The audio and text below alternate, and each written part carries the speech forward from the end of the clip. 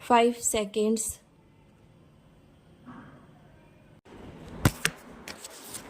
Start.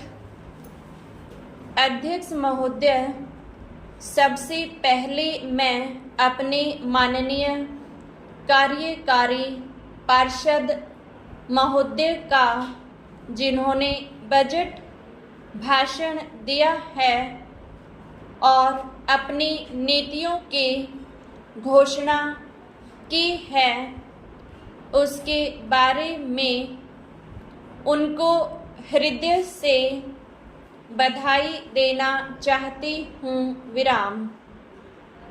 मैं यह नहीं कहती कि कोई क्रांतिकारी परिवर्तन लाना चाहता है यह बजट, लेकिन मैं यह भी देखती हूँ कि यह बजट जो है धीरे धीरे गति से समाजवाद की ओर बढ़ता जा रहा है।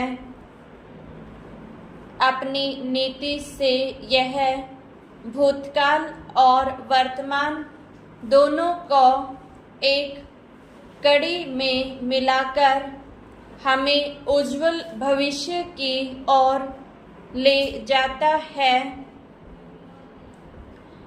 ऐसा मुझे कहना है इस भाषण को पढ़ने से कि इसमें हमारा कोई भी वर्ग समाज का ऐसा नहीं है जिसे अछूता छोड़ा गया हो,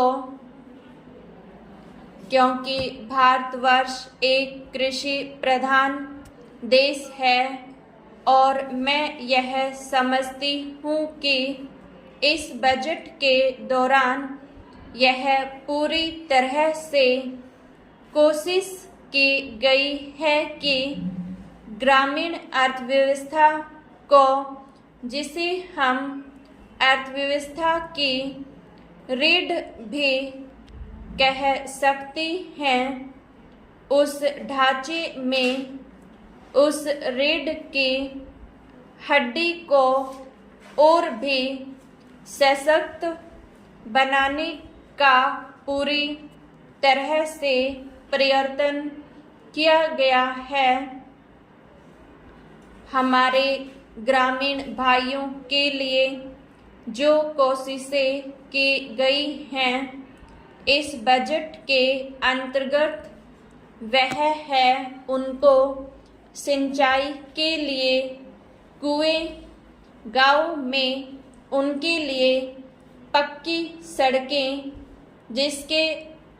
जिससे उनके खेत और घर दिल्ली के साथ जोड़ने की कोशिश की गई है। जितनी भी इसमें व्यवस्था की गई है उससे ग्रामीण भाइयों को बड़ी भारी सहायता मिलेगी। उसके अतिरिक्त ग्रामोद्योग के द्वारा जो रोजगारी का प्रबंध किया गया है उससे भी ग्रामीण अर्थव्यवस्था को एक बहुत बड़ी सहायता मिलेगी। मैं इनका ध्यान इस ओर दिलाना चाहती हूँ कि जहाँ तक शिक्षा का संबंध है, इस बजट में कोई विशेष प्रावधान नहीं किया गया है।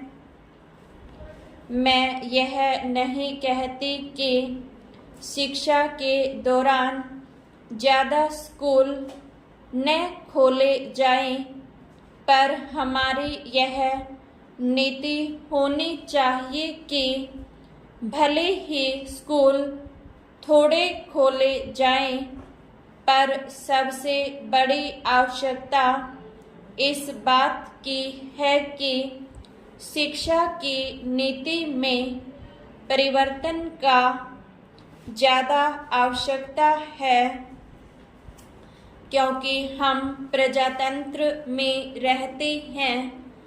प्रजातंत्र को अगर हमें सफल बनाना है तो सबसे पहले हमें ऐसे नागरिक चाहिए जिन्हें अपने अधिकारों और अपने कर्तव्यों का भली भांति ज्ञान हो। शिक्षा की वर्तमान नीति से हम अपने अधिकारों के प्रति ज़्यादा सजग होंगे और कर्तव्यों के प्रति बिल्कुल सजग नहीं होंगे।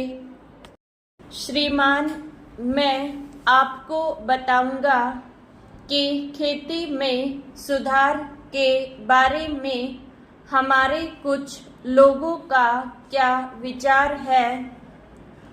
हमने विभिन्न दृष्टिकोणों से अलग अलग विचार किया है।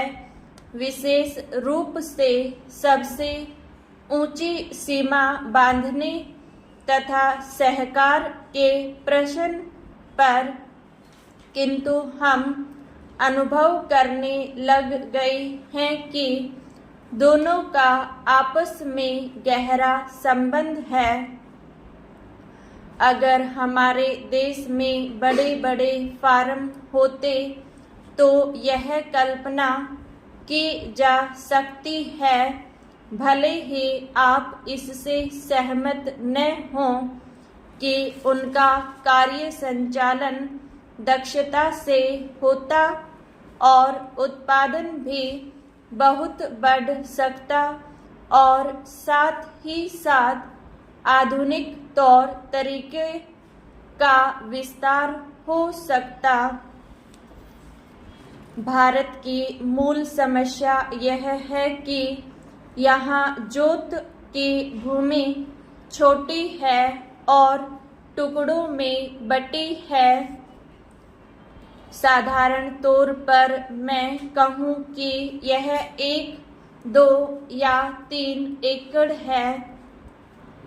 इतनी छोटी जोत की भूमियों से हमारे किसान केवल अपना काम भर चला सकती हैं, लेकिन आधुनिक तौर तरीकों को अपनाने में बहुत कम प्रगति करेंगे।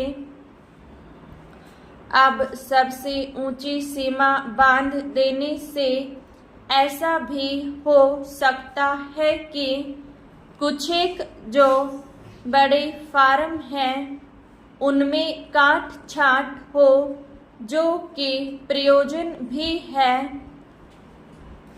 अगर आप चाहते हैं कि प्रगति हो और आधुनिक तौर तरीकों का प्रचलन हो, तब तो ये जो अनगिनत छोटे छोटे फार्म हैं इनको सहकारी ढंग से चलाना है, जिससे कि वे आधुनिक उपायों का लाभ उठा सकें।